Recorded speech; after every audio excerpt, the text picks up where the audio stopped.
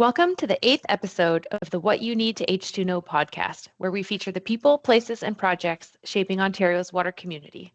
I'm Michele Grenier, the Executive Director of the Ontario Waterworks Association, and I'm excited to introduce you to another leader helping move our industry forward. Today, we're joined by Sam Gagnon, the Chair of the OWWA Construction Committee and an alternate delivery manager with North America Construction. You'll probably hear me refer to them as NAC during this interview. Sam brings a strong passion for engineering and collaborative project delivery, working with teams from early project design through construction, commissioning, and handover. Through both his professional work and his involvement with OWWA, Sam is helping advance how our industry approaches construction, collaboration, and project delivery for critical water infrastructure. Sam also plays a key role in the OWWA Construction Seminar, one of our association's most anticipated events each year. The seminar once again sold out this February and was a huge success, bringing together professionals from across the sector to share insights, lessons learned, and best practices in water infrastructure construction. In addition, the Construction Committee recently released a white paper on product procurement methods, an important resource aimed at helping municipal owners and project teams navigate the complex decisions around selecting the right procurement approach for their projects.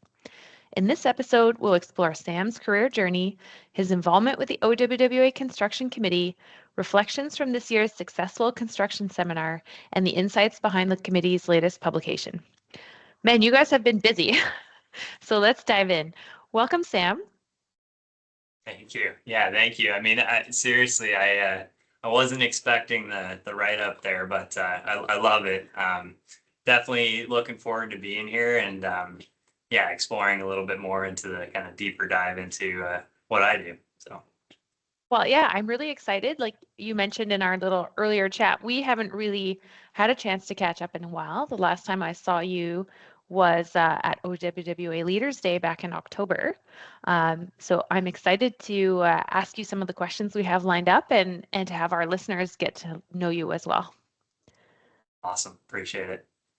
All right. Well, Sam, I'd like to turn it over to you. Can you start us off by telling us a bit about your background and how you first got into the construction side of the water industry? Yeah, absolutely. Yeah, so I mean, it's where do I start? So back in high school, didn't really know what I wanted to do. It was, I think most of us probably in high school weren't really thinking about what they wanted to do, but I definitely wasn't. So, I had an opportunity to take on kind of like a part-time estimating role. I guess it was full-time. I did it for a year basically after high school, working for NAC, and I appreciate you saying that's the short form we're probably going to use a lot in this episode. So yeah, working for NAC as an estimator, doing civil estimating takeoffs. Kind of shortly after that, I found the passion for, I always had a passion for numbers and problem solving and stuff like that. And, I think for myself, it started to click a little bit more once I started getting a little bit more involved in, reviewing engineering drawings and trying to understand exactly like best practices.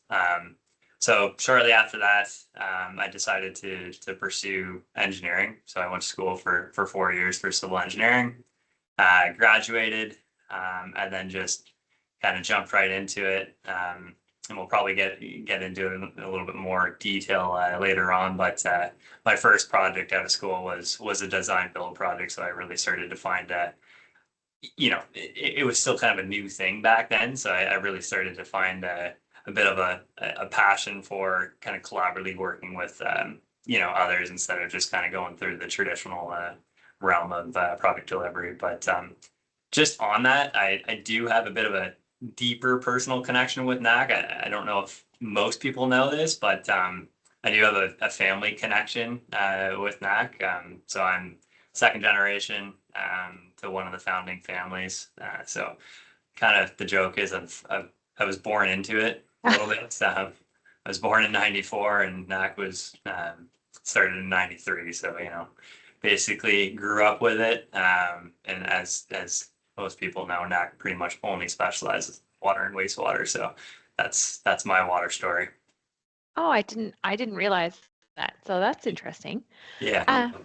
So you mentioned you got your degree in civil engineering, and one of your first work experiences is in construction and estimating. Can you tell us a little bit more about, I guess maybe aside from being born at the same time as NAC, what sparked your interest in engineering and then pursuing collaborative project delivery after that?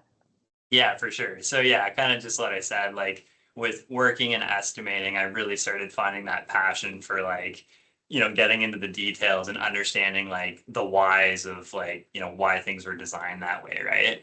And of course, that comes with the fun of like challenging engineers too, right? It's not just like accepting what's on the paper. It's like now then understanding the calculations behind it and whatever else, right? So that I did really grow a passion for that, and that's why I went to school for it. But shortly after school, like I said, first project, it actually wasn't a water project, which is kind of ironic for this call, but it was a design build project. NAC was contracted to do to build a ethanol plant out in London area, and it was delivered under the progressive design build model. So back then it was pretty new, like at the time. Obviously there's a little bit more, it seems to be the word of the week now, as we kind of get into 2026. But back then it was a new model for sure. Well, that's interesting. I guess, was it that project or was there another specific project or moment earlier in your career that really gave you the sense that this was the right path for you? It was probably that project, yeah. I shortly after I finished the ethanol plant, I actually had the opportunity to move out west with NAC. And from that, there on out, I did work on traditional delivery projects, and I learned rather quickly that that wasn't for me. I didn't.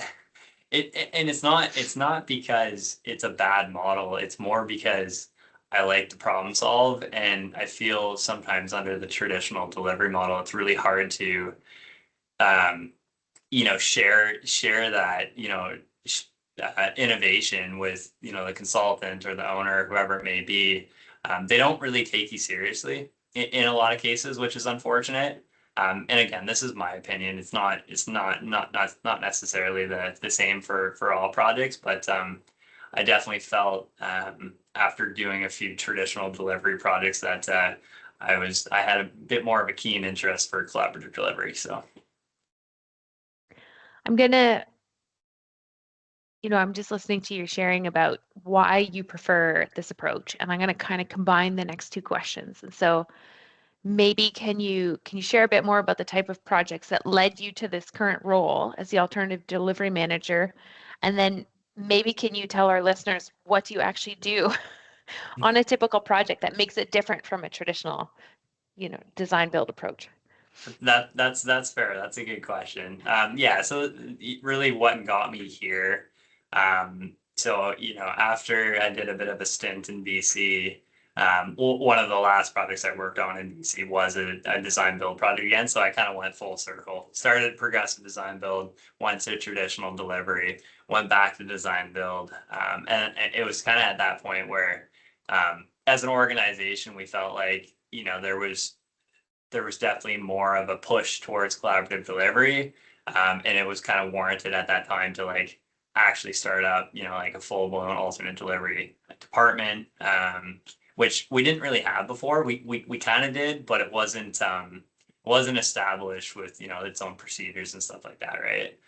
So it was probably one of the projects out in BC that really kind of pushed my drive to, want to start this department. And, because I grew up in Ontario and NAC's head office is in Ontario, it was an easy move back to Ontario to just, start that up and, go from there. So that's the first part of that question. The second part, what do I actually do? What does my day-to-day look like?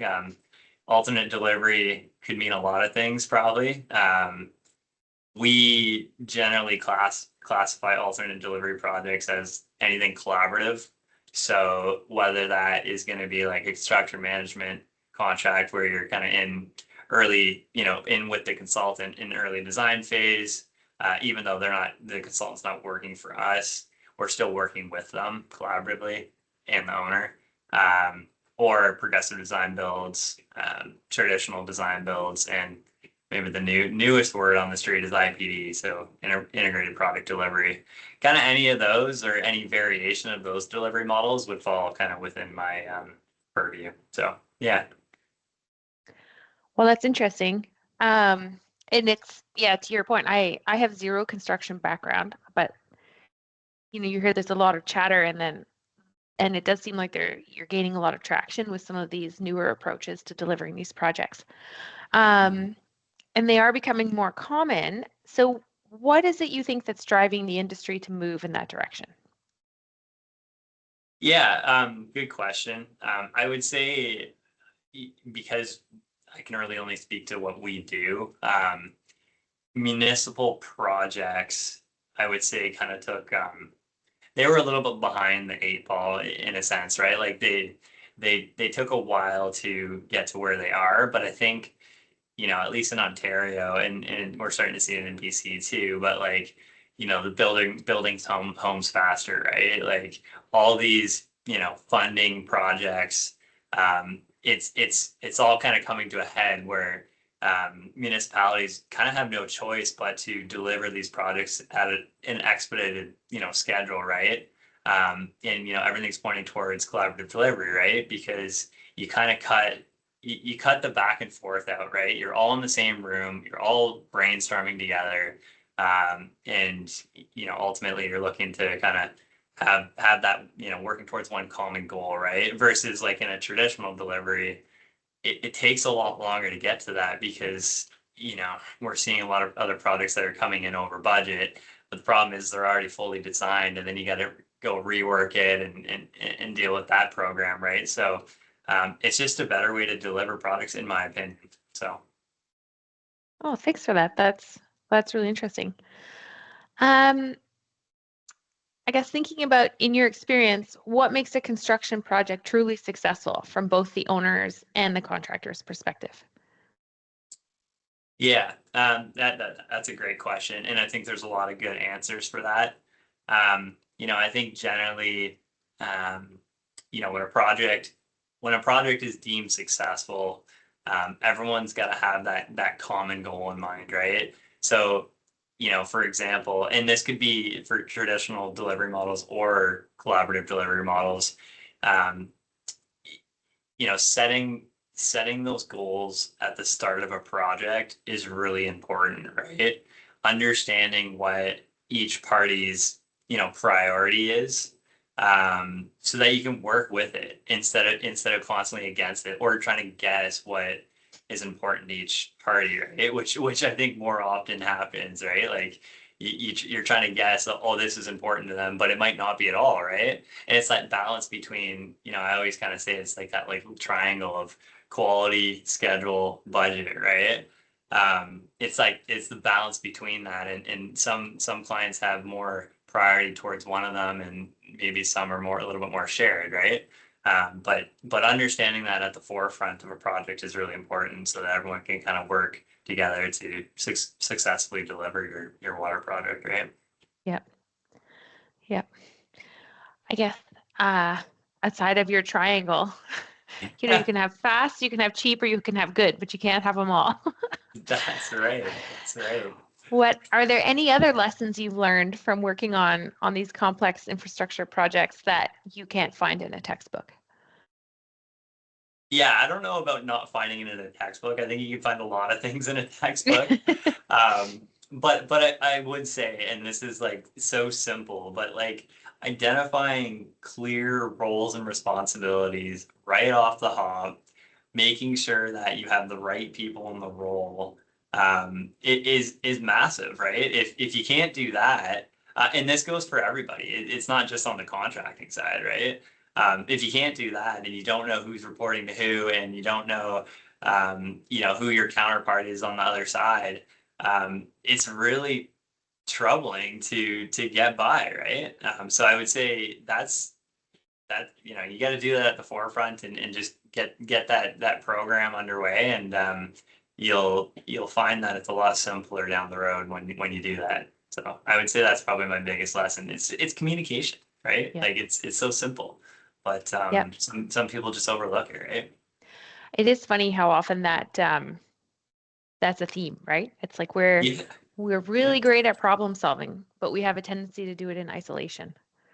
that's And exactly it. yeah, It's that like siloed approach, right? It's like, well, if y'all just kind of came together and talked about it for 30 minutes, you'd probably figure it out, right? But yeah, yeah, yeah. Well, thanks for sharing that.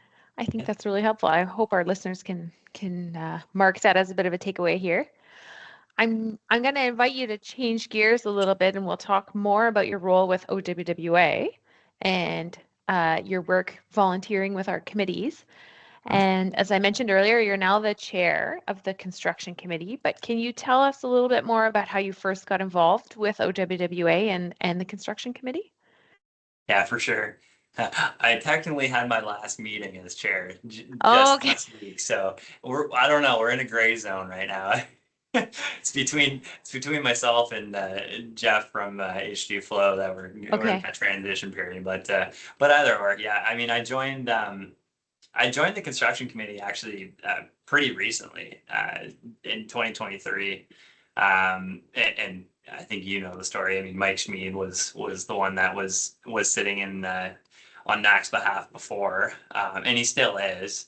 But he as he got voted in as board liaison, um, he brought me up and introduced me to the committee. So yeah, that was back in 2023, and you know it's crazy to think that 2.5 years have gone by, and there's been a lot of good discussion in that committee, and it was just kind of naturally happened after 6 months of being in the committee. I was almost voluntold to be the vice chair. I think that's probably how it normally happens with most committees, right? You Yeah. end up the new guy gets picked on a bit, but it was great. I was happy to take it on, and it wasn't a crazy amount of work, and I think by doing so, I was able to kind of build my resume up for just being a part of OWWA and having that involvement. So yeah, I mean that's truly how I got on, and looking forward to seeing kind of what happens next, and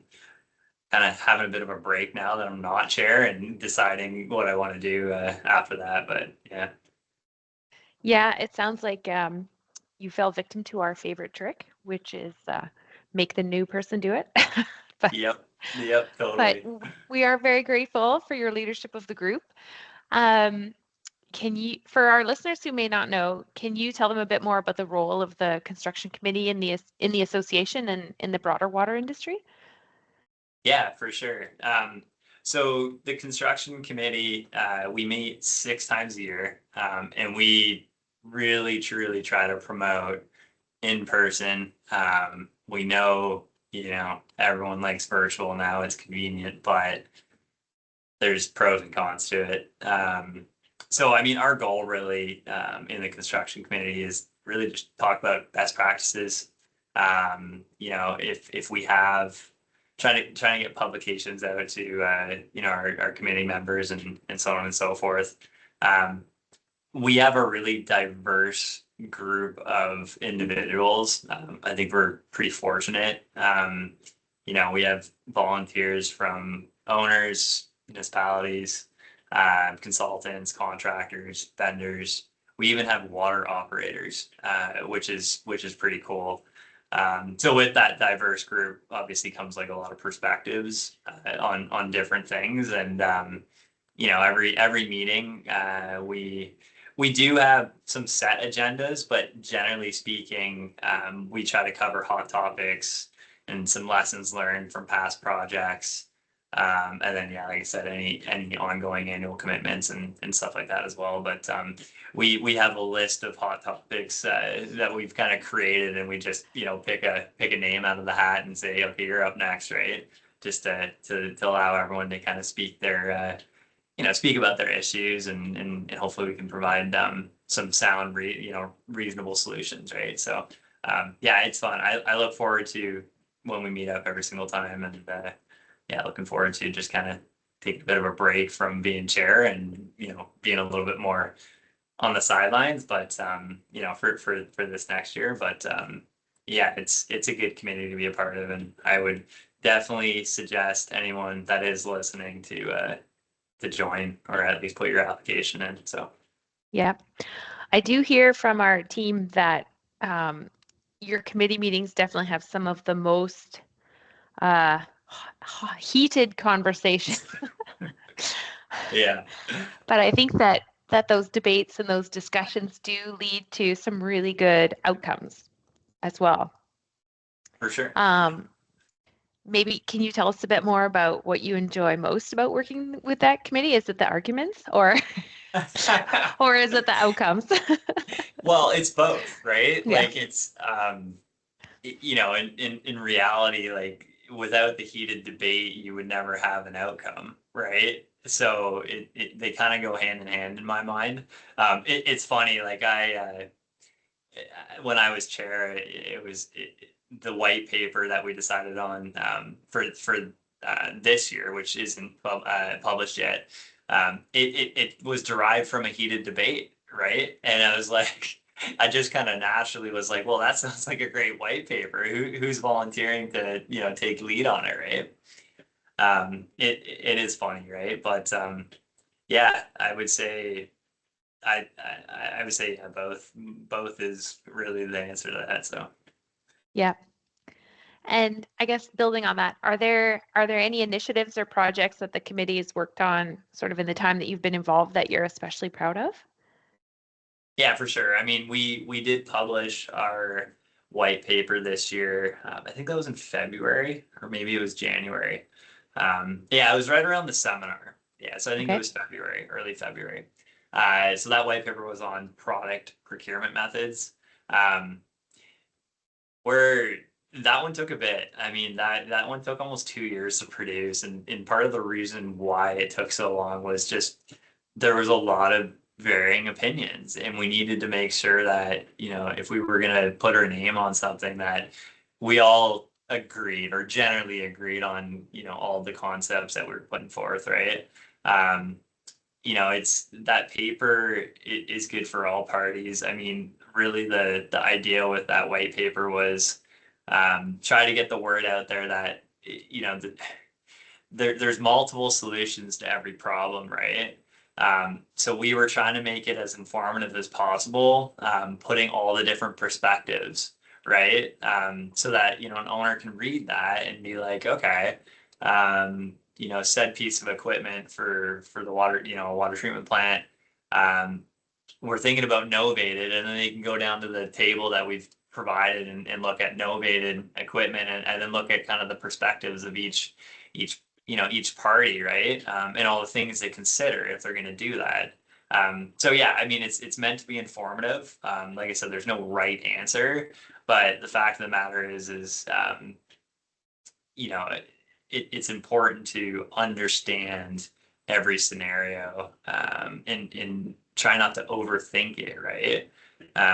So yeah, we're really proud of that. Obviously, we have our annual seminar. I think we sold out in record time Yes.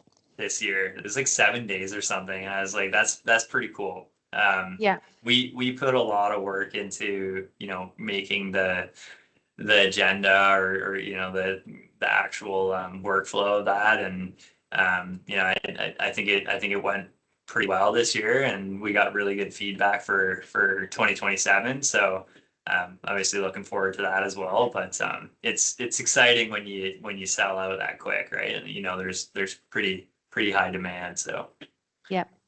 yeah. I think, yeah, spoiler alert, for our listeners, we are moving the seminar to a larger venue next year. So if you missed out on your chance to get into the seminar, you have better chance next year. Um, I guess, what would you say if somebody hasn't been to your construction seminar yet? What's the biggest thing they're missing out on from your perspective? Yeah, I mean, on top of the kind of like the general, you get to go meet people and you meet new people probably. Like there's that perspective to it. But I do truly think like we try to pick topics that are relevant to, the year that we're doing it, right? Or at least closely relative, right? So, this year we talked about, we had a presenter on, AI and construction and stuff like that, right? And it's all those things that people are thinking about, but they don't really know entirely what it's about, right? So, really what you're missing out on is, good discussion about new relevant construction ideas, right? Yep. Yeah. Yep. Well, and it looks like you have a great stream plan for the conference as well coming up next month. Yeah. Oh Yep. yeah. It's I always look forward to it. Yeah.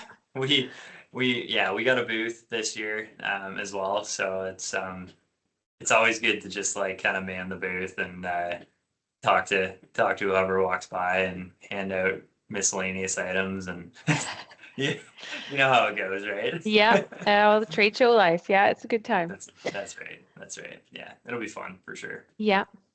Well, I'm going to ask you a couple. I have a few more questions for you. This is our lightning round. No, I'm kidding. But this is just this is the get to know Sam part with a few fun questions. What is something fun or unexpected that people might not know about you? Okay. Yeah, probably a lot, really. Well, because I mentioned earlier that I moved to the West Coast there for a bit. I traveled a lot actually. I over the last 10 years, I've actually lived in 10 different houses, believe it or not. Oh, wow. Yeah. And some were pretty short stints for like 3 months here, 3 months there. But it's I loved it, to be honest. Like I don't mind the kind of get up and go, living out a suitcase lifestyle for a bit. Got old after 10 years. Now I've bought in a house in Cambridge there, which is nice. But yeah, living in 10 different houses in 10 years is probably one of them. I definitely, when I was in BC, I really like the outdoor activities and stuff like that. So, being close to the mountains for like mountain biking and snowboarding and rock climbing and stuff like that was obviously a kind of a dream come true. So really enjoyed that. And actually recently I built a little rock climbing wall in my house. Oh, cool. Yeah, yeah. I'll show you a picture one day. It's pretty cool. Okay. It's like a cave in my basement that Oh, it was neat. this useless space, and I was like, well, what can I do out of this? And I just built a climbing wall. Yeah. Yeah. Oh, cool. Is this a picture of you snowboarding in your background? Oh yeah, yeah. That's Yeah. part of our. That was actually a trip with NXC. We did a little getaway there. That's cat skiing. I was Oh, snowboarding, wow. but yeah, cat skiing out in I think that's in Fernie, I want to say, somewhere around there in BC. Yeah. Okay. Wow. Yeah. That's awesome. My next question is, if you could have dinner with any historical or global figure, who would it be and why? Yeah. It's funny. I didn't really put I don't really put too much thought into this, but I feel like going towards the snowboarding realm. I actually got to see him snowboard there a couple weeks ago. But Mark McMorris, he's a Oh, Canadian yeah. snowboarder. Yeah, he's awesome. It probably wouldn't be dinner though. I feel like it'd be like a little picnic lunch out in the hill, and it would probably be doing some backcountry snowboarding or something like that. But yeah, I mean, I've always looked up to him. Watching him as a kid kind of grow up, going through the Olympics and X Games Yeah. and all that fun stuff. But yeah, Mike Schmid and I actually were in Revelstoke a couple weeks ago, and I'm pretty sure we were right next to him at one point, but he was competing in a competition there. It was crazy, absolutely crazy. Maybe he can bring his Olympic medal to the picnic. Yeah, there you go. That would be There cool. you go. Yeah.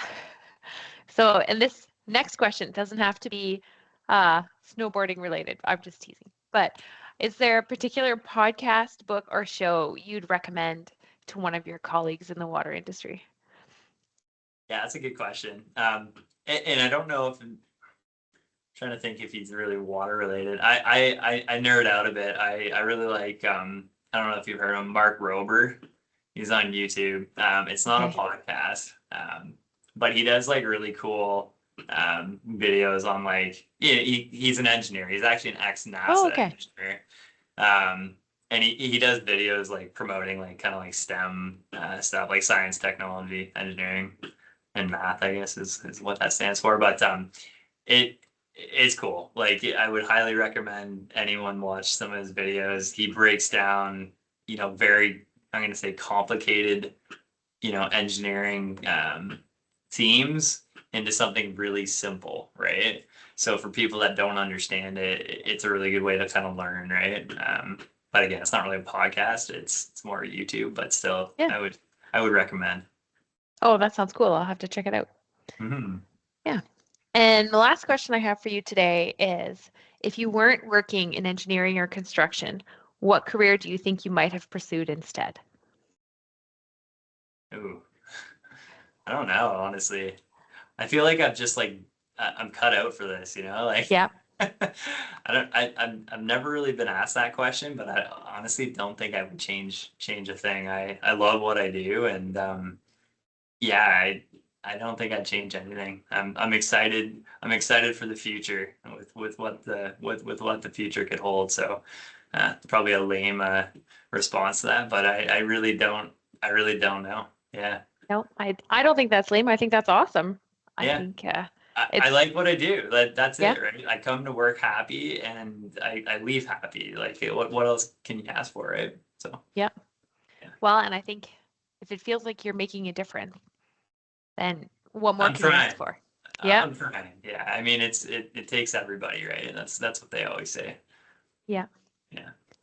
Well, Sam, I want to say thanks for your time today. I really enjoyed our chat, and it was fun to get to know you a little bit more outside of your work with the committee, even though we made you do it. Okay. That's okay. Yeah. What was I? The 8th episode? 9th? Yes, I think, yeah, we had a couple of shorter ones in the early days of the podcast, just kind of like little on location shoots. So I think you're the eighth interview in There depth. you go. Yeah. That's exciting. So Well, I look forward to seeing how this thing turns out, and obviously, yeah, it was fun. It was natural, I think, and hopefully everyone enjoys it. yeah. Well, to all our listeners, if you want to get to know Sam, learn more about the construction committee, or hear more about the white paper they've just released, Sam's going to be at Next Wave in Niagara Falls in May with me. And so make sure you keep an eye out for him there. And if you haven't registered already, you can do so on our website at OWWA.ca and just navigate over to the events tab. And if you enjoyed our chat, make sure you follow the podcast on Spotify or Apple Podcasts or whatever, or on YouTube.